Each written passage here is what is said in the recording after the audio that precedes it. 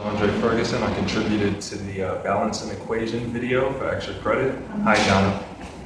Aki Jones. Hey, how are you? My name is Henry De Leon. I hope you guys enjoy the video. Hello class, my name is Cameron Brown and I'll be teaching today how to balance equations. This is our equation today. On our reactant side, we have calcium chloride and silver nitrate. On our product side, we have silver chloride and we have calcium nitrate. To attain on the reactant side calcium chloride, we know that calcium is a positive 2 cation, and we know that chloride, negative 1 anion. When you combine these two figures, you get calcium chloride with a 2 subscript for chloride. For silver nitrate, we know that silver is a positive 1 cation, and we know that nitrate, which is a polyatomic ion, has a negative 1 charge. When you combine these two, you have silver nitrate. They cancel out. The same procedures on our product side for silver chloride. The silver has a positive 1 cation, and chloride has a negative 2 anion. When you combine these, it cancels out and you have silver chloride.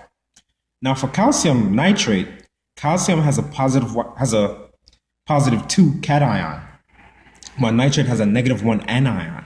When you combine these two, the positive 2 cation goes to the nitrate side, so thus having us calcium nitrate with a 2 subscript. Now to balance this equation, we will denote a letter to each reactant in each product. A will go to calcium chloride, B will go to silver nitrate, C will go to silver chloride, and D will go to calcium nitrate. My name is Martin and I'm going to be explaining the balancing equation using algebra. So we will make a chart representing each element and write down the conditions for each element in terms of the unknown variable. In this case, nitrate can be represented as a single element because it exists on both sides of the reaction as a single unit. If there's no subscript in front of an atom, it is implied to equal to 1. Every atom must have a quantity, and the variable times 1 is simply the variable, and the reaction arrow is shown as an equal sign in the algebraic equations since both sides are always equal. So for calcium, we assign the value A, chlorine 2A, silver B, and nitrate B. As we go across, we see calcium on both sides of the equation, so A will equal to D. For chlorine, we see it on both sides, but since there's a subscript, we apply the 2 in front of the A, and it will be equal to C.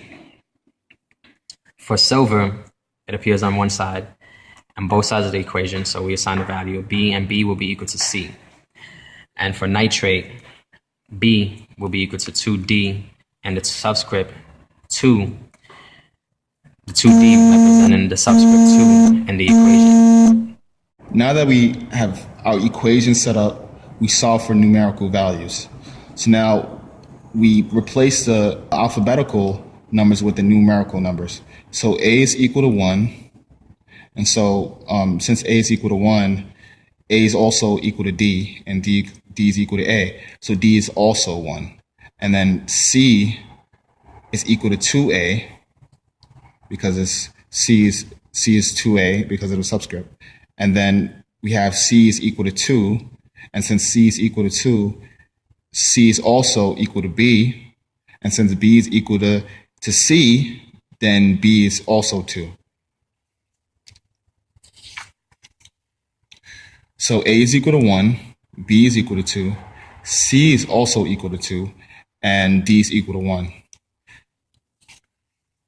So now we take those numerical values and we input it for the letters. So since A is equal to 1, we have, since there's no superscript there, then it's, understand that's a 1. For silver nitrate, it's 2. And then for silver chloride, it's also 2. And then calcium nitrate, there's no subscript.